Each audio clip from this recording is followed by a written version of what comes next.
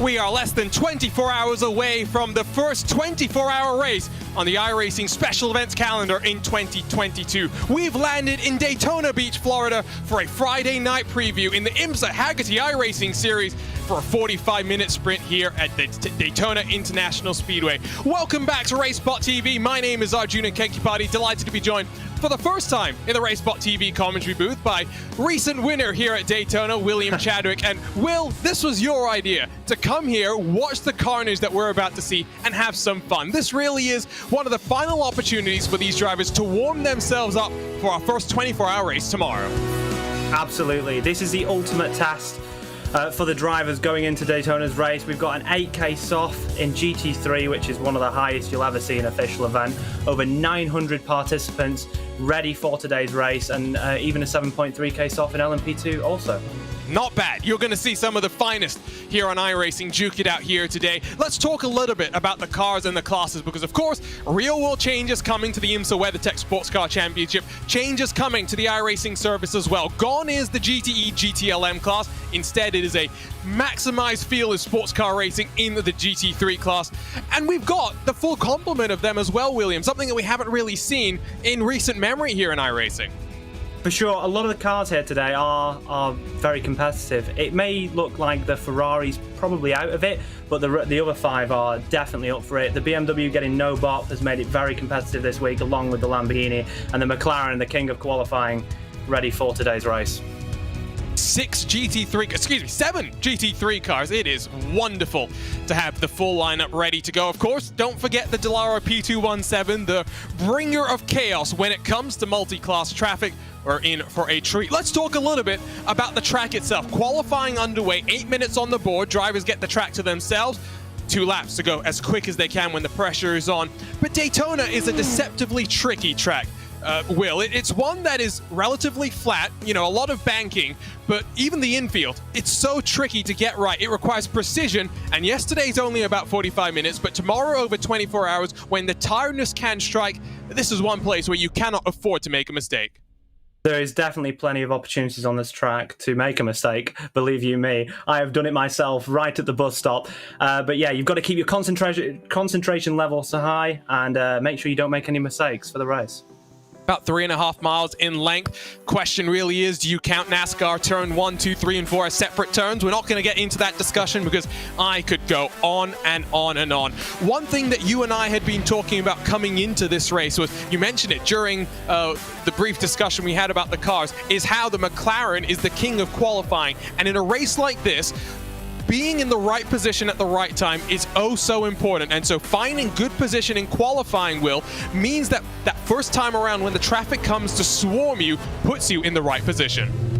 Absolutely. Track position is key here. You may think that it's easy to overtake, which it is, but by the time you've factored in your fuel saving, and how strategic everyone's going to be, you really do want to get that track position in order to place you in the best position possible to try and win this race. So we are ready to go. 1 pit stop on the cards, and of course 45 minutes. It's going to be a 30-odd minute run in terms of the fuel. Tomorrow going to be slightly different. One thing that we should kind of talk about, this is the preview show for tomorrow's 24-hour race, Will, is the fact that in these GT3 cars, it's very difficult to do a full hour nowadays. So saving fuel at the right time is something that these drivers will have been working on over the course of these last couple of weeks of preparation. For sure. It looks like we're going to be going probably 15 to 16 laps. Most drivers will make 16 laps here in the GT3s, and we're looking more towards 19, maybe 20 for the LMP2s. So fuel saving will be a #1 priority, especially for the guys that you'll see sitting not at the front. However, the leaders at least will be also fuel saving, even the leader. So, yeah.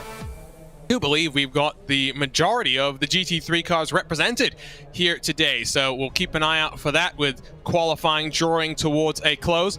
Let's talk a little bit then about the rest of the year of iRacing special events. Of course, tomorrow's the start of the 24 Hours of Daytona. We had the Roar a week ago where, Will, you took a rather fun victory in the iRacing Roar in the GT4 class.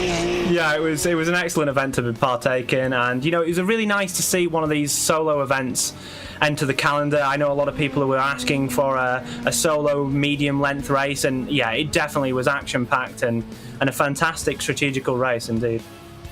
It was one on strategy, saving fuel. Will we see the same tomorrow when we'll see over 24 hours strategy calls that start right at the start of the race, play out over the course of 2 trips around the clock. Through the bus stop chicane, source of some controversy this past week because, of course, it was revealed that for the upcoming Rolex 24 in the real world, that anti-cut curb on the outside of the exit will be removed.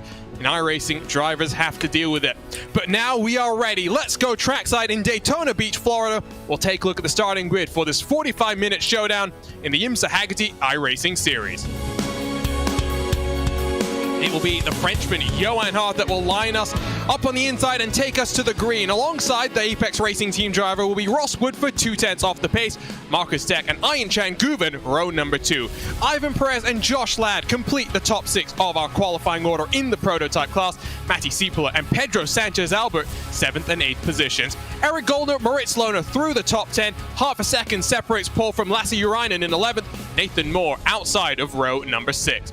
Camille Grabowski for Williams will be inside of the Pure Sims driver Daniel Croft, while Andre Martins, Casey Kerwin, 15th and 16th positions. David Williams here for some fun. He'll line up inside of Sasha Gorla, while the final row of the grid, Maciek Milnik and Michael Romanidis, F1 Esports driver. Then we get to the GT cars. Altus puts it on pole. Luke McCone has been dominant so far this week. He'll line up inside of the red line driver Luke Bennett, while Govan Keeney and Valentin Mandanok, the R8G driver, row number 2. Nicholas Veroni, Julian Kesselhut, 5th and 6th positions. While down in 7th, it will be Oskari Rene and John Derrick. Balistosius and Sven Haase complete the top 10. Augustin Canapino and Felix Kornbach, 11th and 12th positions. Alexei Nesov, the Urano driver that impressed a couple of weeks ago in the SCO Endurance Series, will be inside of Yuri Castor. Elliot Veyron, Toby Serrano, 15th and 16th, while Dylan Becky Shrivens lines up alongside Bruno Carniero, who will be starting a campaign in the MX-5 Series here at Daytona in a couple of weeks' time in 18th position. Steen Ledger from 19th. Chris Lullum, no qualifying lap time set down. He'll be going for the last to first challenge. Remember, no split class start like you might see in some of the private leagues that we get to cover. As soon as the green flag drops, it is racy, especially for the GT cars, Will. That is something that they'll have increased speed running themselves down into turn 1, something to keep their eyes on, as is these track conditions. Very, very cool. Of course, we're racing at the end of Jan. Yeah, for sure. We're going to be seeing the GT3s go out just past the bus stop, so they'll have a huge run down to the first corner, and it's going to be one for action, absolutely. It's going to be an interesting first corner indeed. We'll see who comes out on top. And for Chris Lullum, what's that going to be like for him fighting from the back here? We said qualifying's important, Will. It's going to be very hard. I just checked that he did off-track his lap, so it's going to be interesting seeing him come from the back and to see how he's going to play the strategy, because he's going to have to think about fuel saving at the same time as obviously making ground. one final opportunity for these drivers to get some practice in race conditions under their belt. Coming down to pit lane, executing with that strategy call, as well as working your way through the lap traffic that will be ever present over the course of 24 hours tomorrow, the first of the iRacing special events. Daytona Beach, Florida, it's no longer the first endurance race of the year, but it's the first major endurance race of the year. We're delighted we have your company here on RaceSpotTV to get underway with a Friday night preview. Johan Hart, the 2020 iRacing Rallycross champion, in control. We're racing at Daytona Beach. Hart gets the lot, jump down into turn number 1. 2x2 across the start-finish line, safely through they come in towards turn 1. The left-hand sweeper, which is so easy to run a little bit deep. Safely through come the LMP cars. Here comes the GT field as well, already bump drafting over the start-finish line, Will. Yeah, down into turn 1. It's going to be really interesting to see who wants track position. It looks like Luke McEwen is going to hold it, and there's been contact. There's contact between the two leading cars, and that puts Luke Bennett into the lead. Drama at turn 1. Synchronized drifting there for the GT cars. Looked like Daniel Kraft in the prototypes had his own issue coming down into the international horseshoe. Govan Keeney drops to the rear end of the field as well. 2x2 through the right-hand hairpin they come in the infield section. Looks like Lasse Urainen had his own moment as well. Plenty of chaos. We know just how crazy starts can be here in Daytona.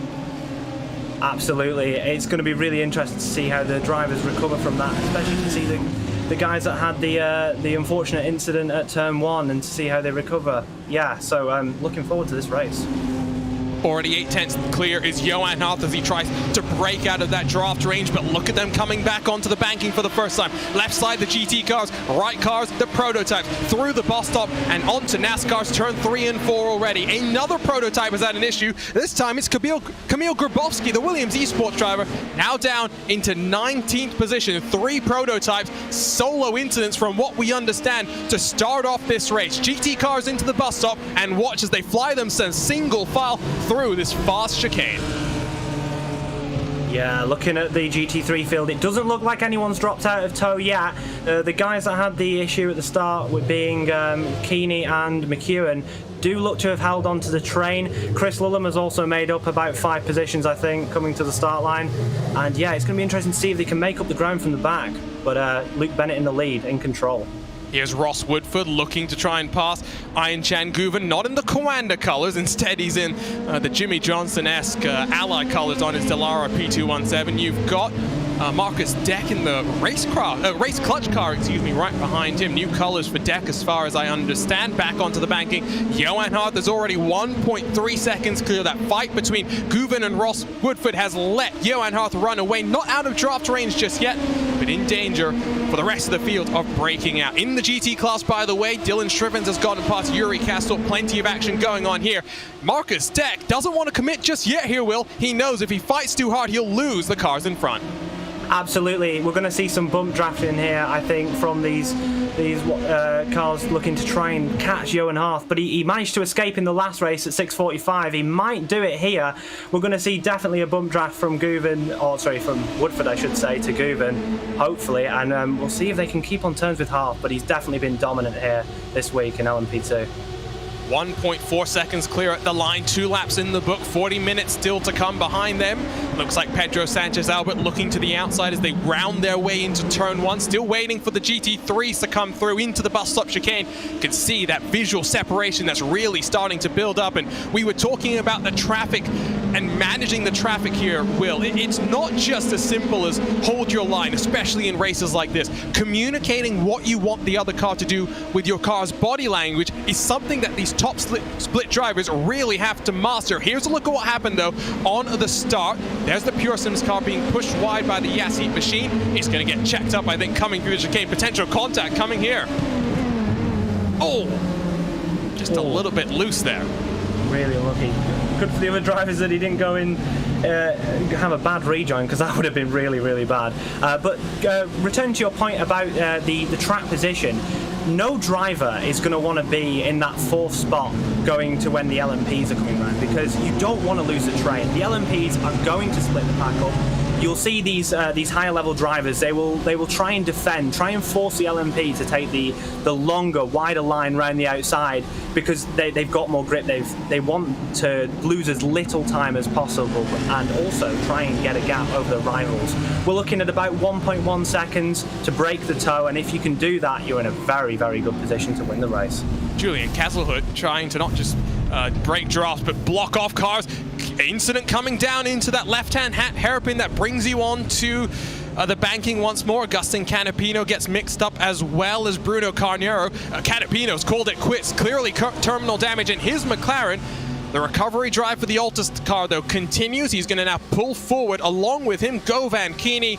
So it looks like John Derrick's going to get swarmed. Steen Ledger looking to the outside. Audi versus Lamborghini side by side into the bus stop, and Steen Ledger has the foresight to back out of that one. Yeah, you don't want to be going side by side through the bus stop. That is just a recipe for disaster.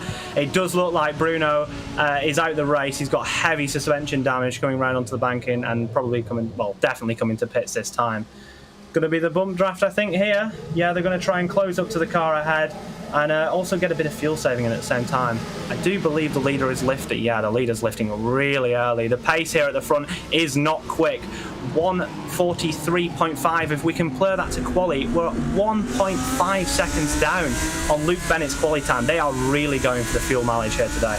And you can see that checkup from the leader opened the door for Julian Kesselhout to try and look around the outside of a couple of cars. Now side by side for second, I believe. It's Nicholas Veroni and Valentin Mandenok behind the red line driver through the kink. Mandenok backs out of that one. Kesselhout looks on from the popcorn seat as well. You do have all of the 17 cars without significant damage running in a lead train. The Lamborghini slides wide. That's Sven Haase for Biela Racing Team Euronics. He'll catch onto that car. Now alongside the new Zebra, Vasilios Belistostis. He's going to sling it down the inside of Oskari Rene. Just about gets that one stopped, and Rene wisely sees him coming. 8/10 bank onto the banking for Haas coming behind the 15 car. I hope that they're going to be able to keep onto the trend. Oh, that's a huge shot. That was what happened to Canapino. Looked like it was a Williams car, and for a real-world driver to not hold his brakes, that's a little bit surprising. We're big fans of Agustin Canapino. We have lots of his fans on RaceSpotTV as well. That's just unfortunate. And poor Bruno Carnero, nothing he could do there. Yeah, absolutely not. There's nothing that you can do in that situation. You're just trying to predict where the car goes. You're hoping they're going to hold their brakes, but yeah, I think we've seen some people get lucky due to the net code there, but yeah, really unlucky for Bruno. More bump drafting going on. That's one of the core sim racing cars. I believe Oskari Rene just pushing forward. Vasilios Belistostis says, look at Haase to the inside into turn one. Might get Kesselhout, will get Mandenok as well. All of the checkups that you were talking about, Will, it just opens opportunities for cars to work themselves into beneficial track positions when those LMP2 cars come and put these cars laps down. I think we'll be seeing the LMP within the next 2 laps here. We had quite a slow start to this race. The GT3s did hold back quite a long way before Luke McEwen got it underway. There is definitely going to be opportunities here for passing, and I somewhat suspect that maybe Bennett is trying to hold up the field to help his teammate, his redline teammate Chris Lulham, to get through, as he's making his way now fighting for 10th position. Chris Lulham is already up to 11, not inside the top 10 just yet, but the biggest mover, +9 for him. Elliot Veyron squabbling with Oskari Rene once more. We're focusing so much on the GT cars. That's because that's where all the action is. Here's the replay, though, of the start for the GT cars. I believe we're going to see, it's Govan Keeney just going deep into the corner.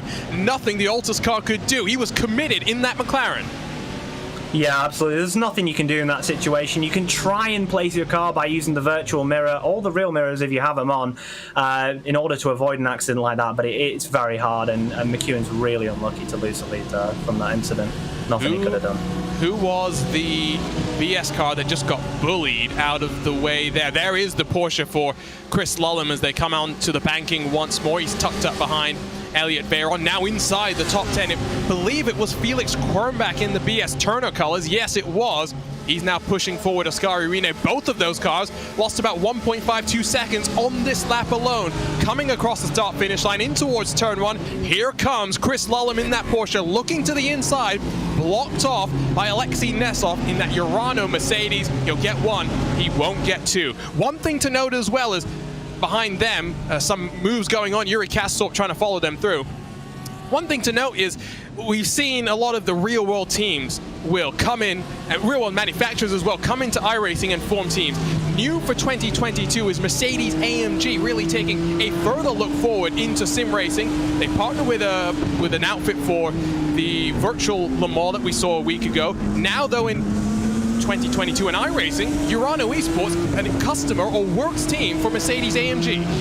Yeah, that's a huge deal for Urano, and you know, there's a good part of being a factory team. It means you get to choose the car weeks in advance, so you at least know what car you're going to run. It gives you no indecision, at least in terms of yeah, what setup you're going to run, what's the bop going to be. You're just looking forwards, focusing on one car, and you can really maximise your setup in that situation. Here comes Sven Haase, by the way, closing on Nicholas Veroni for second. Looks like Mandinak had a bit of a mistake, a bobble coming onto the banking. He's now dropped behind fellow RHE driver Elliot Veyron as into the bus stop they come once more. The LMP2 cars are not far behind. Johan Harth is already 2 seconds clear of Ayinchan Guven in second spot. At half a banking, or half the oval turn away from starting to reach the majority of the GT traffic. And this is where things get interesting. Yeah, I'm not surprised to see that. I think Luke will be defending into turn 1 here, maybe. They're all going to start to sort themselves out. No one wants to be in that 4th, 5th position in case the LMPs, well, here they come. In case they start to split the pack up. We've got people making moves. Oh, this is going to be tight. This is where it gets fun. Johan Harth, where does he go? It's a roadblock in front of him. I think that's Govan Kini in the Lamborghini that slammed the door. Will let Ayinchan Guven close in very slightly. Gap now under 1 second, but of course, traffic give it, the traffic will take it. You'll lose time, you'll gain time compared to your rivals. This, though, is crucial. In through the kink. If they're too wide in GT traffic, there's nothing you can do as the LMP car. Here comes Guven, now a car length behind the race leader. Yeah, to be fair to Harth, he's been very patient here. He could have been a bit more aggressive. You do tend to see the LMP drivers being aggressive into these corners in the infield, because that's how you make up a lot of time in multi-class racing. If you're quick and slick through the traffic, you know, you're definitely going to make up a lot of time. 3 wide and a couple of GT cars nowhere to go, getting forced up high, which is not where they want to be. Looked like Chris Lullum was thinking about poking out into the outside line. He saw more traffic coming to the inside of the bus stop chicane. This is dangerous, and look how deep on the brakes they go. Oh, contact between the 2 GT leaders. Looks like Verone is going to get pushed wide and sideways, and another car into the tire barrier. Chaos through the traffic. Oh, that was absolutely crazy into the bus stop there, and that is what happens when you've got GTs side by side, LMPs trying to make it 3 wide. Absolute chaos here, and it's really unlucky for Mandinak.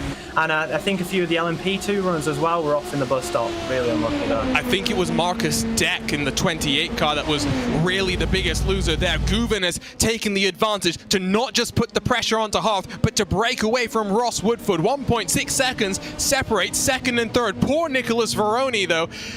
I think he didn't realize that Bennett was having to get on the anchors just that little bit earlier, because 2-3 cars were looking to the inside to try and put them 1 lap down. Verone's on pit road. Verone's day may be done. Here's a look at the replay. Just watch this. Yeah, it could be. Oh, that's so unlucky. Oh, that is really unlucky for Mandinak there. I mean, there's nothing he can do about that, and it is just a consequence of traffic sometimes. But you'd normally expect an LMP2 to make contact with a GT3, not for the GT3 to make contact.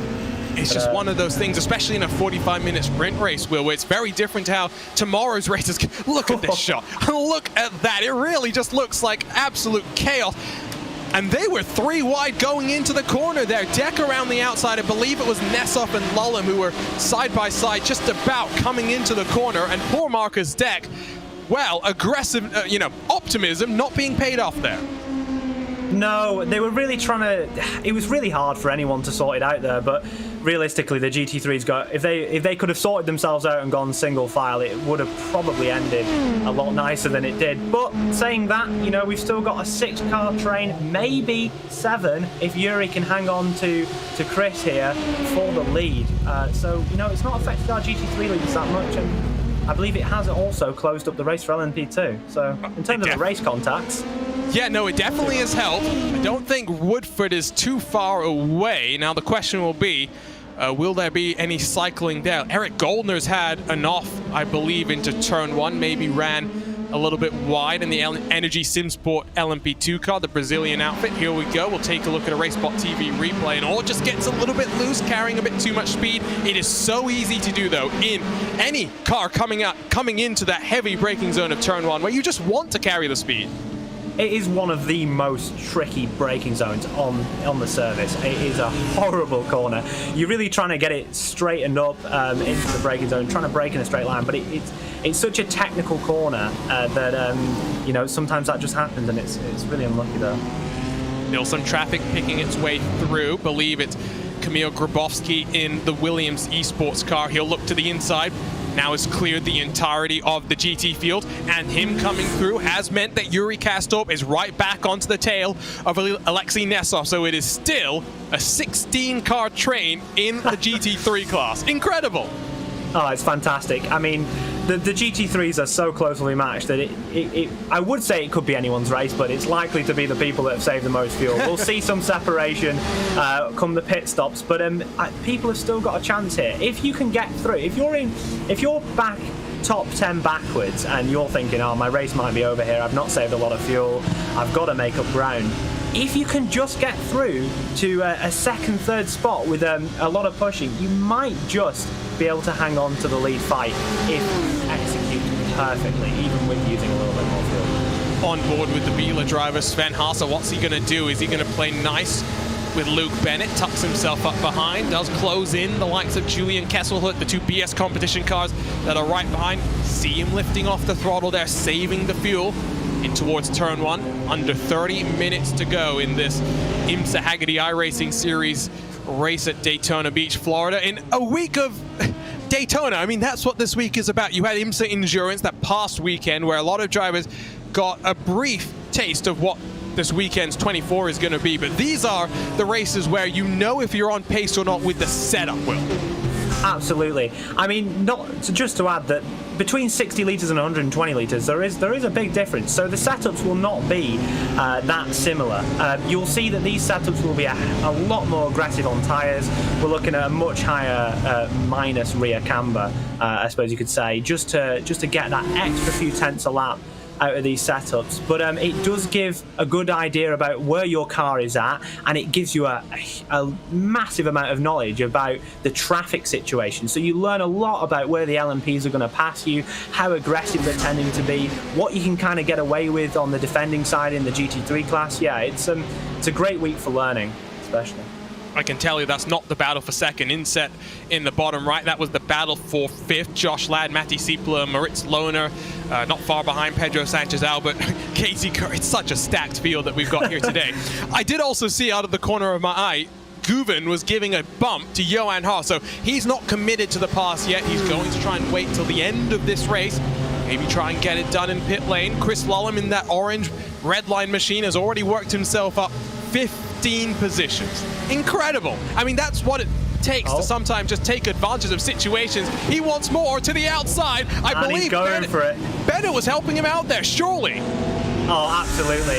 Bennett lifting into turn 1 there early, holding the defensive line, massively helped Chris Lullum there. And what's that, 18 spaces up maybe? Oh, or 19? Yeah, but Sven Haase is saying, no, I want that place back. He's now going to compromise himself and potentially open the door for Bellis Tisiosis. So come down and side by side through the kink, just a bit too far behind. Look at that train. You wouldn't have known the LMP2 cars have already come and disturbed this battle once before. Absolutely. It's remarkable how close this field is right now. And yeah, red line in control though at the front. Chris Lullum all the way from a terrible qualifying to the front of the grid, just like that. And that's a great piece of teamwork there for Luke Bennett. Not only for his own race, but also for Chris's race as well. There are your LMP leaders still. bumping their way down into turn 1. Ross Woodford is not letting them go easily, though. He was about a 10th quicker last time by with a 131.956. Johan Harth, a 132.081. In a race like this as well, let's talk a little bit about strategy for tomorrow, Will. Because it's January, so much of this race is run at night, but even then, it's relatively cool temperatures. I believe, as far as I understand, we are looking at almost triple stints for these GT cars the entirety of the race. I think so. I think you may see some double stints in the hotter temperatures, but I also would be not surprised to see quad stints in the night. It is definitely possible. You're looking at maybe about, especially in the cold conditions, 15 to 20% tyre wear in the cold conditions, so you can run those tyres forever at Daytona. So it's going to be really interesting looking tomorrow, seeing what approaches the teams make in terms of strategy, and also to see if teams try and extend to an hour or even beyond that, because you've got to think from the context of a 24-hour race, if you save like 3 minutes every stint, you know, you're doing what, 23, 24 stints through the pit lane. 3 minutes adds up a lot come the end of the race. Yeah, and it's something we saw in the BMW Sim GT Cup. If Alejandro Sanchez hadn't slid through his box and cost himself time in pit lane, it was really looking as though for the Apex Racing team, they had a good position to fight their way through. They pitted almost, I think it was 8 minutes past the top of the hour. We'll see how things shake out tomorrow. Of course, it's much easier to gain time in pit lane than it is to try and gain time on track, given the competition and the level of competition that we have right now. Once again, the red line teammates bumping their way and bumping their way clear. Sven Haase is now 7/10ths back. Slowly but surely, those red line teammates are working together and pulling away from that chasing pack behind. It's a reminder really of what happened at Sim Cup. Sven's pushing really hard through the bus stop there to try and keep with them. They're working together, working on their own strategy, controlling the race, which gives them a great strategic advantage over the rest of the field. A couple of thank yous that we wanted to talk about now as well. Thank you to our partners at ATVO, Simon Grossman, Kevin Niatola, Nick Thyssen, for all the work that they've done over the last year. They had a tight deadline 12 months ago for our brand new graphics package, and since then they have worked with us tirelessly to continue to evolve, continue to build new things, and continuously trying to get it as good as it can be. Also, shout out to Dougie Beard, who is providing our cameras as of 2022. Some really incredible shots that we've got here today. Haase has closed back up on the run down into turn 1. He saw the different lines between those two GT cars for second and third position, but has closed surely but surely. Now the question will be, can the BS competition teammates, fourth and fifth, do the same to try and close? But of course. Go ahead, sorry. Crucially, you've got to take into account that because Sven's been further back, he's having to use more fuel now to stay in touch, and that is playing to Redline's advantage. You know, with how much that Bennett is maybe saving due to Lulham pushing. Also, Lulham can save a bit as well. They're trying to take control of the race so that they restrict the amount of savings that Biela can do, that BS can do, really to try and take a hold of this race and get the win. And kind of building off of that, Will, surely at some point we'll see Chris Lulham and Luke Bennett swap around, because Bennett has led since turn 1 on lap 1 when we saw those synchronized swan dives through the first corner. I think Sven Haase has got a slowdown penalty. Absolutely, just ran a little bit too wide. They're very easy to do, and that is very costly for his race, essentially. He's lost a lot of ground on the leaders. He will remain in the tow, but it's not ideal. Has opened the gap between second and third to about 1 second, so this is the opportunity for Luke Bennett, for Chris Lulham, to try and break out of the draft. Going back to that though, again, I think at some point we will see Lulham get in front of Bennett, because you can't save if you're in the lead. Oh, another slowdown penalty. Josh Ladd this time in the Yassi at number 38. Yeah, I mean, as I said, it's very easy because you tend to now miss or try and miss the third apex of the bus stop because of that giant curve they've added on the inside. It is easier just to drift out and get a slowdown, and it's very costly. It definitely feels a lot more than 1.3 seconds, I'll tell you that from experience. At least it wasn't on lap number 1 as Josh Ladd. Whoa, that was aggressive on a teammate as well. The two Yassi drivers now on the edge of the top 10. There's a nice little train that is built up here. Here's the replay. Where does he get the slowdown? It must be here. Ah, the anti-cut curve spits him out wide, and instantly, that's a painful one.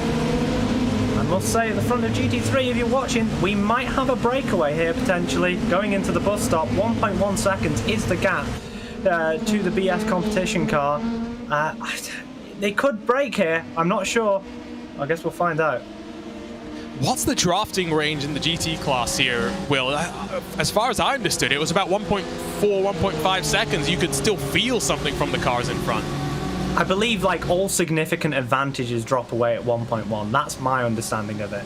I mean, as you can see, them pushing now, even the Porsche with the limitation on its final gear here is pushing that BMW to 1.2 seconds, maybe even 1.3 before we get to turn 1. They might get away here, but... Sorry, another slowdown penalty. This time it's for Moritz Lohner. So we got through the first 20-25 minutes of this race without any slowdown penalties, and just like that, 3 in the space of 2 laps or so. So easy to make that mistake. And one other thing that really is significant for tomorrow, Will, is there's a 100 incident limit for drivers before they get a drive-through penalty. And all of this track is actually somewhat easy to get an off track. Even the International Horseshoe, if you turn it a bit too aggressively, use the grass by accident, that's an off track. The bus stop, we know how easy it is to push wide there, not just get the slowdown, but an off track there. I think we're going to see a fair amount of drive-throughs tomorrow.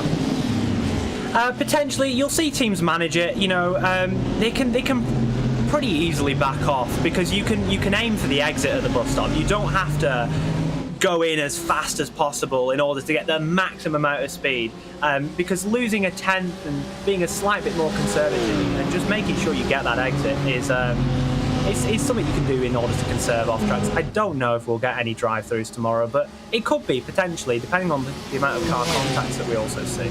Oh, that's a good point as well. I'm just saying, if you're in top split and you get a drive-through penalty, don't listen to the broadcast, because you're going to hear about it. For sure, but as we've said, I think they've got away here. We'll see if they can close up in the stops, but you know, we are coming towards that sort of time. I imagine we'll see maybe a couple cars in this lap, most of them in next time by. As you can see, the 2 red line duo going on to 60. Pit stops. Pit stops underway. It looks like one of the Biela cars dived down. That was Sven Haase, followed in by a whole train of cars. Yuri Kastorp, the Altus McLaren. Well, pit stop window is open. There you can see rolling their way onto the box. Is that Altus car using the limiter? Because he's got the headlights flashing there. That is rather surprising. You do tend to see people avoid using the limiter, as the limiter tends to sit you at about 2 kilometers an hour under the pit lane speed limit. So in order to maximize your pit lane time, you want to be off the limiter and just trying to balance that a little bit. We're looking like about maybe a 45-second time through the pit lane for these GT3 cars here today, stopping for around 15 seconds. But that time can vary depending on how much fuel you've saved and how much fuel you need for the rest of the race. Yuri Kastorp has done a 13.8 second stop, so he saved a lot in the train. He cycled to the front of this queue. Also remember, as the Altus McLaren looks down the inside of Valentin Mandenok and the Lamborghini, that compared to years past, the point at which you release the pit limiter has extended because of the RFID tracking system that IMSA now uses in the IMSA IMSA WeatherTech Sports Car Championship and the Michelin Pilot Challenge. They moved the limiter line much further. Does mean you lose a little bit more time in pit lane. Benefits you if tomorrow you can make sure you save and avoid a splash and dash at the end. Will we see Bennett and Lulleman this time around? I think we might. I think we will. I don't see them going 17 laps here, but maybe. Yeah, no, they're coming in this time, both drivers in. And Lullem's going to try and go deeper under the brakes, side by side. And oh, you can see that Lullem there almost missed his box. It is so easy to do. Remember, the GT cars will find a lot of them being at that point. Lullem qualified back in the pack as well. Careful not to miss his box, as one of the Pure Sims cars did there. I've done that in an endurance race before. It's not nice.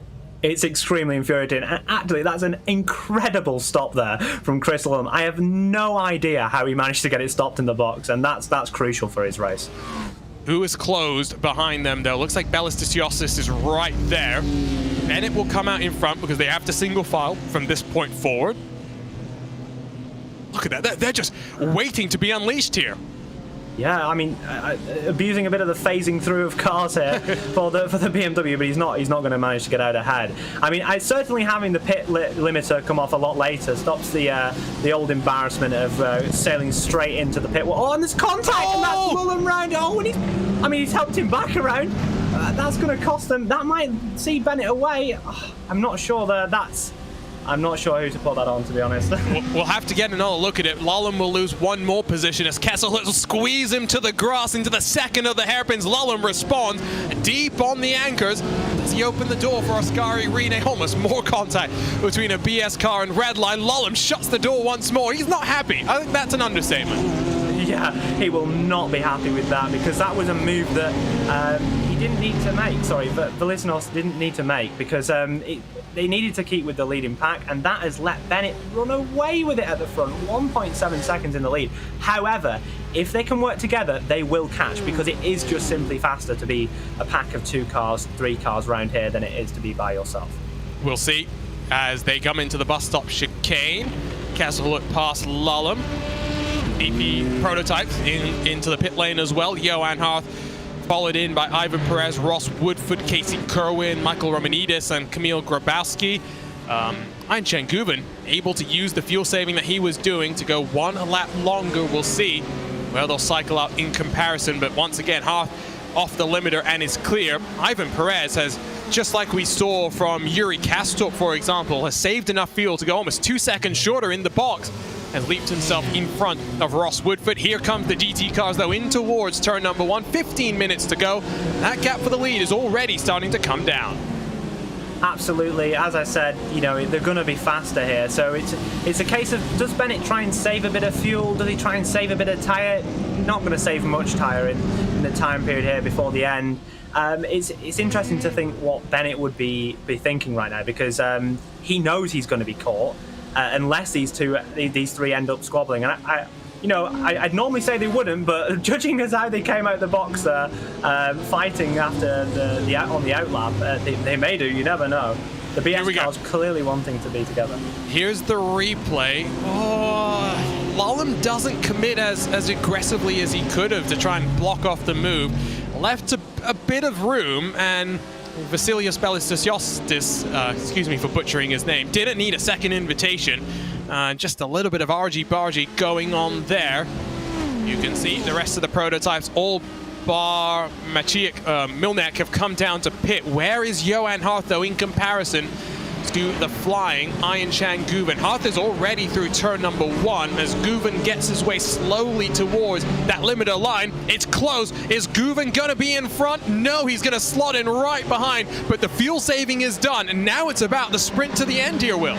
Absolutely. They've got a lead of about 1.5 seconds now over over Ross Woodford, so it's going to be flat out to the end to see who wins. They'll probably work together for about 5 laps, and then they might start to squabble coming in towards the end of the race, the last few laps. Lolland has got past Kessel in that GTD battle as well, so 1 BS car disposed of, the second one now ready to be passed as well. 1.3 separating first from second, so bit by bit the gap is coming down. Chris Lolland still very much in the fight after not setting a qualifying time. See what happens to him. Valentin Mandanak is off the road, the latest victim of the race so far. believe that happened on the entry in towards either turn 1 or the International Horseshoe. Look at how Guven closes under the brakes. In these prototype cars, Will, there's this balance between downforce for the infield versus straight line speed on the banking. It's always an interesting balancing act when you're setting up these cars. I can absolutely guarantee you that they will all be running completely minimum downforce. The time you would lose on the banking here is way too much, and kind of with iRacing setups in general, you're always looking towards the more low downforce approach. You know, you're going to make the car as undrivable as possible, as undrivable as it can be, in order to get the most amount of lap time as possible, especially in one of these sprint races. You maybe go a little bit more conservative in a 24-hour, but in these sprint races, these cars are not going to be easy to drive, but I tell you what, they will be fast. I just remember a couple of years ago in the 1,440 minutes through the French countryside that we used to have here on RaceSpotTV. Coanda, they had an LMP1 car that was somehow a rocket ship in a straight line. but then still the fastest car through the Porsche curves. They'd done some setup wizardry. I don't think you could do that as they're 3 wide for the GTD battle. Lulham's now up into second. Oh, and Rene's going to try and come around the outside of the second of the BS cars. Kessel has swarmed his teammate Vasilios Ballistostis. Oh, I wasn't even paying attention to them. I guess we needed to focus our attention where we really needed to be. This is a really strange one because, like, if they need to work together here in order to catch Bennett. Bennett is not a slow driver by any means. Put it on second place here in a car which is inferior in qualifying to the McLaren. Not taking away from the lap that Luke McEwen did. It was an amazing pole lap. However, they do need to work together here if they want to catch. Bennett has extended his advantage at the front, and yeah, like I said, I wouldn't be surprised if they started squabbling, and they have done. I think someone needs to report Luke Bennett to the cone police for murdering that cone on the outside of that entry into the hairpin. I do love, especially when it's Daytona, we usually have the cam on the outside of turn 1. We'll see if we can bring that back on RaceSpotTV for this coming weekend, but it's always fun following the progress of the various cones around the track and the ever-quick marshals that seem to always put them back into the right place at the right time. That gap is 2.6 seconds. With 10 minutes to go, you said it's faster to be in a pack. Can Lulham really wrangle in his teammate Luke Bennett with this little time left on the clock?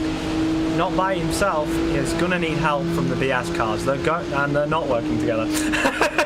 They're going to need to work together here, or this is going to be a guaranteed second place for these drivers here. And it's looking more and more like Luke Bennett's race.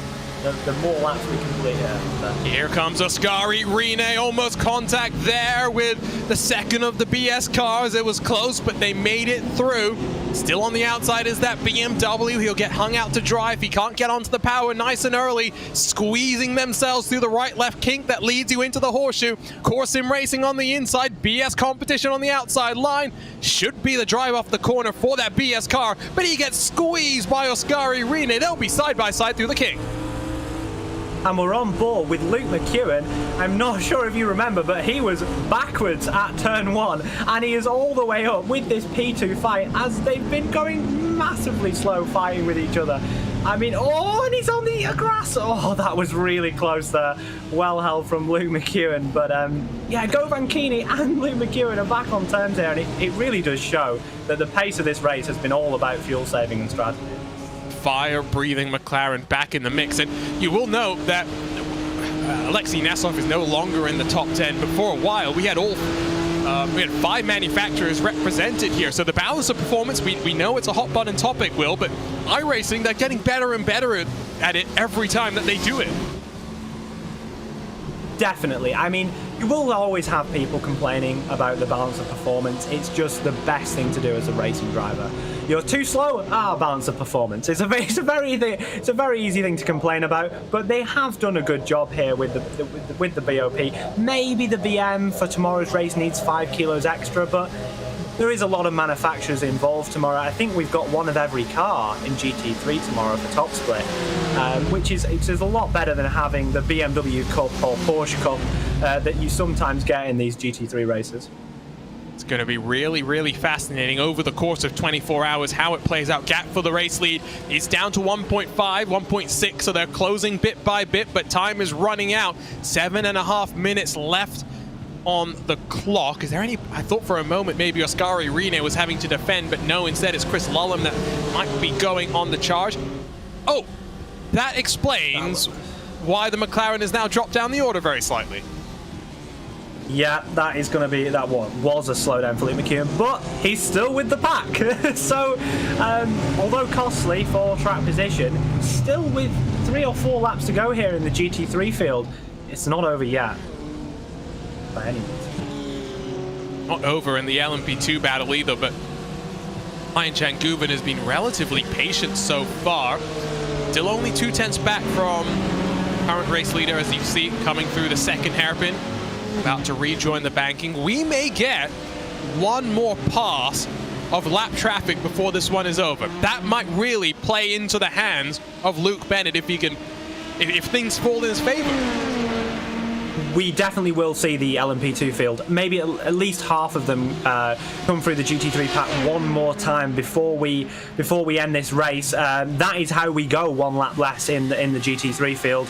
It stops it from going to 27 laps instead of 26. So as long as Johan Haaf passes Luke Bennett, we will be seeing a 26-lap race from the GT3s here. Here comes Lolland to the outside of Julian Kesselhut. Oskari Rene looks low, but gets himself blocked off. The Porsche sweeps around the outside, back up into second. Gap for the race lead, though, does increase very slightly as a result. 1.4 now. Not in drafting range yet, but if Lolland can run strong through the infield, he'll be right in that beneficial air that you were talking about earlier. Absolutely. Well, the Porsche's main strength is through the infield. It really loses out on the bankings due to its gearing, and it just lacks a little bit of power with the BOP and the weight that's been added to the car. So the Porsche here through the infield should be quicker than the BM, I believe. However, may not be the case, as it looks like Bennett has absolutely nailed the infield this time round, and that will massively improve his chances of winning this race today. Onto the banking once more. 5 minutes left on the clock. Bit by bit, the P2 leaders are closing as well. Will we see them play a factor in this battle for the race lead? When you say that the Porsche doesn't have the top-end grunt necessarily, at least the gearing, to be able to hang strong through the banking, it doesn't make up. What's the lap time difference compared to the BMW for maybe not the average driver, but for these, as we sometimes call them, aliens? I think we're looking maybe at about, especially in the middle of the stint, the Porsche does come good when the fuel comes down. It tends to go faster, but I think in the middle of the stint, especially for tomorrow's race, between maybe lap 4 and, I don't know, 20 maybe, that the BMW is going to be really strong, maybe by even as much as 0.2 of a second over Porsche. So that will be a fun little story to watch on for. Julian Kesselhut now drops behind Yuri Kastorp. I think he might have got a slowdown penalty. Will he get passed by Elliot Veyron in the Lamborghini around the outside, really pinching each other, coming through turn 1 in towards that little kink that will bring you down into that heavy braking zone for the horseshoe. Lamborghini's going to muscle his way through and might bring forward one of his teammates as well. Here comes... Oh, that's Vasilios Bellistos, is it? I've not even been paying full attention. It's really gotten mixed up here in the GT3 class as the P2 leaders come down the inside.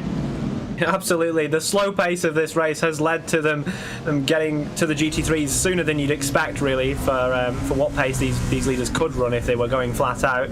And yeah, they are causing a bit of havoc here. They may have just broke the 7th car. Yeah, potentially the 7th has now lost the train. Well, we'll have to wait and see by next time round.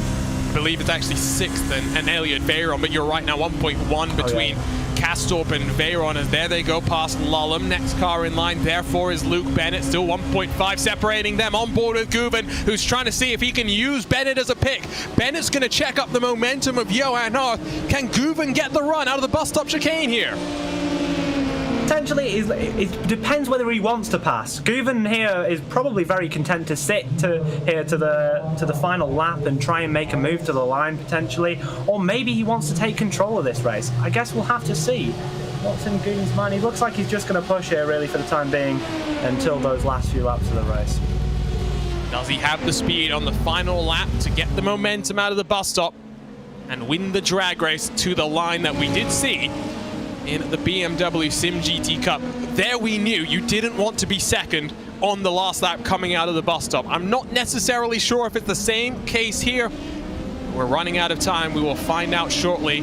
Gap between second and third in this prototype field has closed off very slightly as well. Now down to 1.7, had grown to 2 full seconds at one point. Lolland, 9/10, 1 second back from Bennett. Draft is going to be building up and kicking in as they come onto the banking once more. Rene, Keeney, Kastorp, the top 5, now 1.5 back to 6th position. If it's going to be a fight in this GT3 class, it's looking like a 5-way duel. Potentially, but is there enough time left on the clock? I mean, how long we got left? 1 minute 50. Can the Porsche of Chris Lolland catch up to the BMW of Luke Bennett? I don't know, you know, even with the pushing from Oscar and Govand, I'm not sure if we can. I'm not sure if they can make it here. They'll have one more lap. As look at that traffic. Keeney tries to cover them off. 3 wide into the bus stop. Looks like potentially Ross Woodford and Ivan Perez duking it out with Matty Siepel mixed up as well. All going on back in the pack, but it will be the last lap this time around. Johan Hart is coming across the line to begin that final lap of the race. I think you're right. Luke Bennett, 1.6 seconds clear, will win in the GTD class.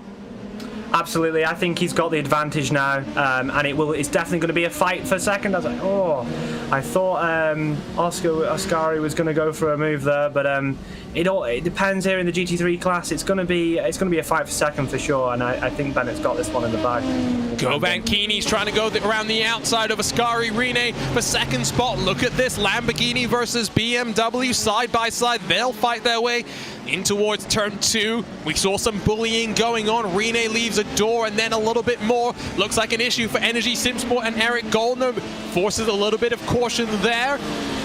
My oh my, onto the banking. Here comes the battle for the race lead. I think the top 2 positions in the GT3 class might be sorted as that Energy Simsport LMP2 car tries to get around once more. Yeah, I've noticed that Bennett's dropped a lot of time this lap. I'm starting to wonder whether he's trying to help his teammate Chris to get that second place. Maximising the iRating gain here potentially for the red line cars. The ultimate sacrifice of time for Luke Bennett to maybe help Lulham out-drag Ascari to the line. And do you know what? I think that's going to be the case with the gap at 1.1 seconds between Rin and Lulham.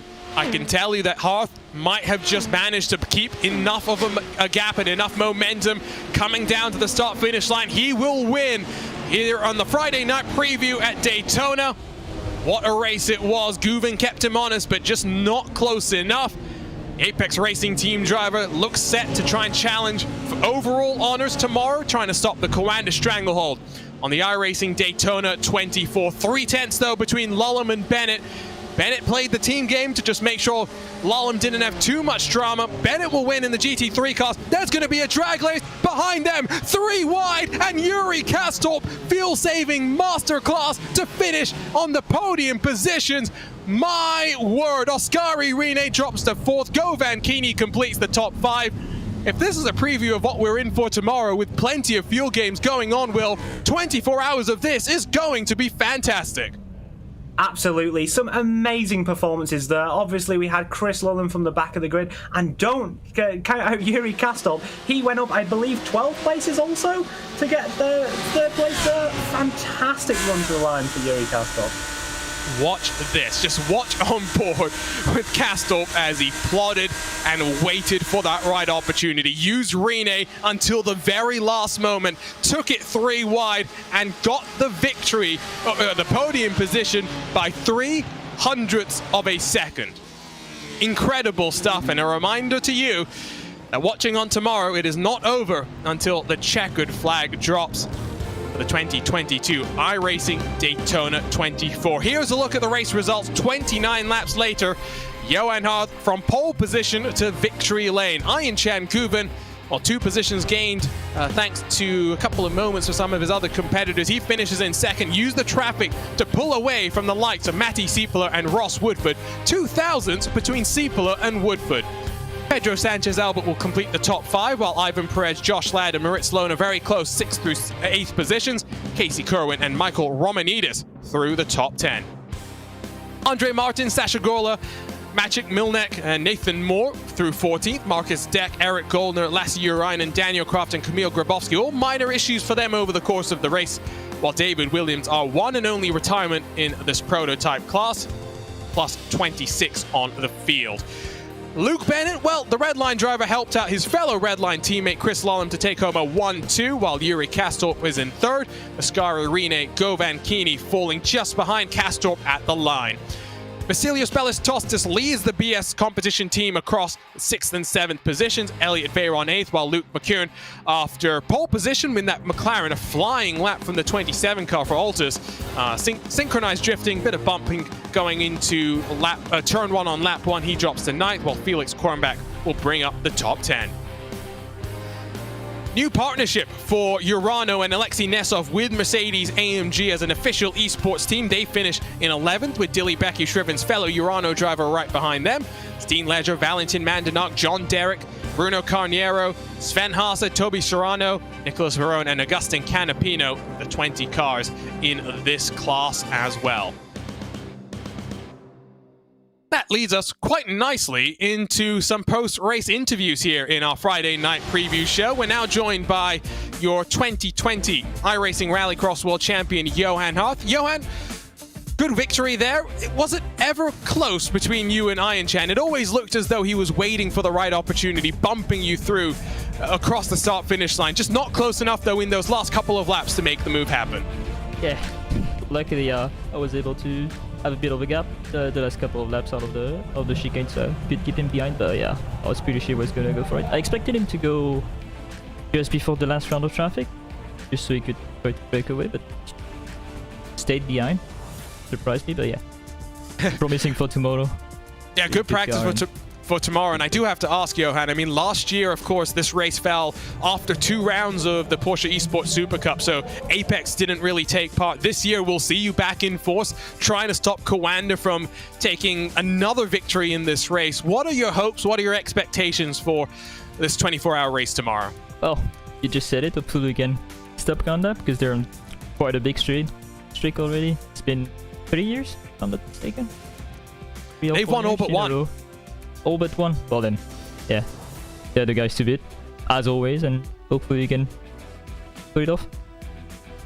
Not far away from the World Championship kicking off as well, the first week of February. How's the preparations for you and the team going? Of course, new facility for 2022 that you'll be moving into some point in the year, and I know that this is going to be the first race for some of your teammates from the new Apex Racing facility. Yeah, I'll be moving in, well, after PESC. Didn't really manage to make it happen just before it. Would have liked to, but yeah, it's gonna have to wait. But yeah, really excited for PESC.